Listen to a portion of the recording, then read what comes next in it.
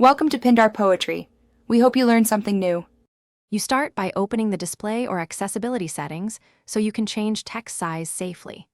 On Windows, press Windows key plus I, then choose System Display. On Mac OS, open System Preferences Displays. Once there, locate Scale or Resolution and also Accessibility or View options for text size. Make sure to note the current resolution and scale values before you change anything in case you need to revert. This initial step prepares the system and prevents surprises when fonts shift on screen. Next, change the scale or text size to make fonts larger across apps and menus.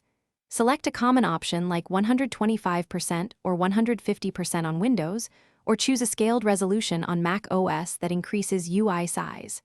If your OS has separate text size controls, adjust them instead of resolution to preserve sharpness. Once done, apply the change and observe. If text or layout overlaps, try a smaller increment. If it still seems small, increase again and retest until readability is comfortable. Finish by confirming the new size feels right in real tasks like browsing and reading documents. Sign out and back in or restart if the change doesn't take effect. Make per-app tweaks. Browsers have Zoom and web pages often retain readability. Office apps have separate font size settings.